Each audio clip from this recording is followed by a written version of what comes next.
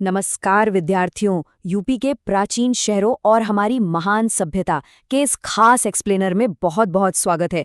देखिए, अगर हम यूपी पीएससी की तैयारी कर रहे हैं ना, तो राज्य का ऐतिहासिक भूगोल समझना बिल्कुल मस्ट है। ये हमारी नींव है।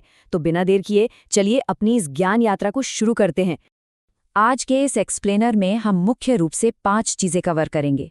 8 महाजनपदों का नक्शा समझेंगे, कौशाम्बी और पुराने राजवंशों की बात करेंगे, अहिच्छत्र के बेहतरीन टेराकोटा कला को देखेंगे, फिर चलेंगे प्रयागराज और वाराणसी के ऐतिहासिक सफर पर, और अंत में देखेंगे कि आज सरकार इन विरासतों को कैसे सहेज रही है। तो चलिए सबसे पहले बात करते हैं 8 महाजनपदों के भौगोलिक मानचित्रण की। सीधे चलते हैं 6ठी शताब्दी ईसा पूर्व के समय में। अब प्रारंभिक परीक्षा के लिए ये एक बहुत ही क्रूशियल फैक्ट है। प्राचीन बौद्ध ग्रंथ अंगुत्तर निकाय के बारे में तो आपने पढ़ा ही होगा। उसमें 16 महाजनपदों का जिक्र है, और आपको जानकर हैरानी होगी कि इनमें से पूरे 8, जी हाँ, ठीक 8 महाजनपद पूरी तरह या आंशिक रूप से हमारे आज के उत्तर प्रदेश में ही थे।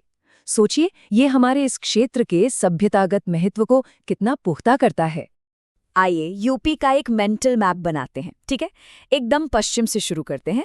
मेरठ के पास कुरु, वहां से थोड़ा दक्षिण की तरफ प्रयागराज के पास आइए तो मिलेगा वत्स, और फिर सीधा पूरब की ओर चले जाइए तो वाराणसी में काशी। मेंस एग्जाम में आंसर लिखते समय ना, ये जियोग्राफिकल ट्रायंगल दिमाग में रखना बहुत जरूरी है। एकदम याद कर लीजिए इसे। आगे बढ़ते हैं अपने दूसरे टॉपिक पर, जो है कौशाम्बी और प्राचीन राजवंश, यानी हमारे निचले दोआब का इतिहास। ये जो टाइमलाइन आप देख रहे हैं ना, ये कौशाम्बी के ऐतिहासिक लचीलेपन की पूरी कहानी कह देती है। हुआ क्या था कि बाढ़ के कारण कुरु राजवंश को हस्तिनापुर से यहाँ शिफ्ट होना पड़ा। बाद में यही जगह शक्तिशाली वत्स महाजनपद की राजधानी बनी।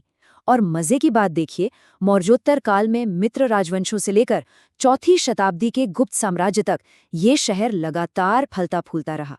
मतलब राजवंश आते जाते रहे, लेकिन कौशाम्बी का रुतबा बिल्कुल जस का तस रहा।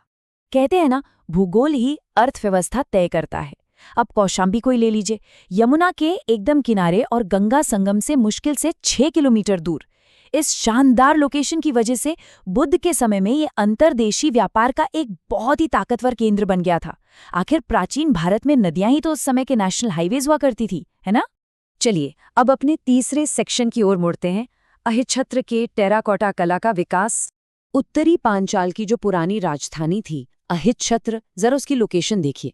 अरिल और पेरिया नदियों के बीच, गंगा के मैदानी इलाके में। इसी जलोढ़ मैदान ने वो बेहतरीन क्वालिटी की मिट्टी दी जो आगे चलकर यहाँ की शानदार टेराकोटा परंपरा की रीढ़ बनी। मतलब नेचर ने खुद कला के लिए कच्चा माल तैयार करके दिया था। अब इस स्लाइड में जो सबसे इंटरेस्टिंग चीज है वो है इसका स्टाइलिस्टिक एवोल्यूशन, यानी कला शैली का विकास। बाईं तरफ देखिए, एक एकदम साधारण बिना सजावट वाली आकृति है, शायद बच्चों ने खेलने के लिए बनाई होगी। लेकिन दाईं तरफ अत्यंत जटिल और खूबसूरत डिजाइन वाली मूर्ति, ये मित्र पंचाल काल के एक बेहद अमीर और समृद्ध समाज को दिखाती है। ये साफ बताता है कि कला समाज की आर्थिक स्थिति का ही आईना होती है। अब आते हैं अपने चौथे विषय पर, प्रयागराज और वाराणसी का इतिहास, जो हमारे राज्य के सबसे प्रमुख नदी केंद्र हैं।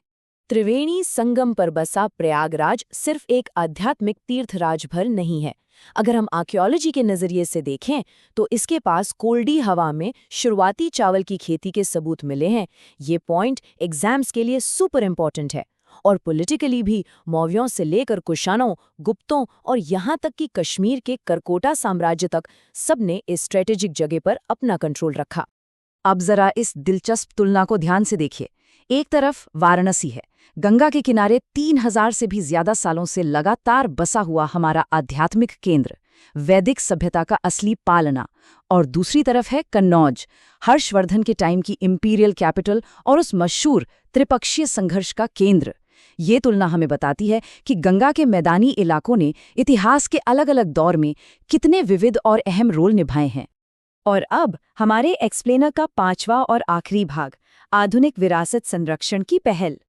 देखिए, मेंस एग्जाम के नज़रिए से ये समझना बहुत ज़रूरी है कि ये पुराने शहर आज सिर्फ खंडर नहीं बचे हैं। हृदय और प्रसाद जैसी शानदार सरकारी योजनाओं के जरिए आज हमारी सांस्कृतिक निरंतरता को बाकायदा जिंदा रखा जा रहा है। ये योजनाएं हमारी प्राचीन पहचान को सीधे तौर पर आज के आधुनिक शहरी ढांचे और कुंभ जैसे आयोजनों से जोड़ रही हैं। हेरिटेज और मॉडर्न इंफ्रास्ट्रक्चर का ये संगम सच में कमाल का है। प्रशासन भी पूरी कोशिश कर रहा है कि भविष्य की रिसर्च के लिए इस सभ्यता की नींव को सुरक्षित रखा जाए।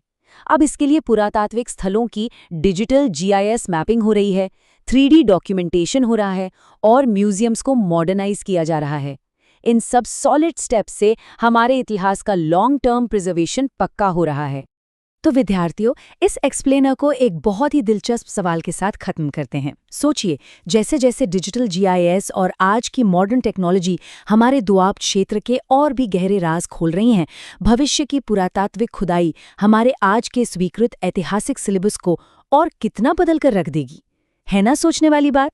ये तो लगातार रिसर्च का विषय है। हमारी इस ज्ञान यात्रा में शामिल होने के लिए बहुत बहुत धन्यवाद।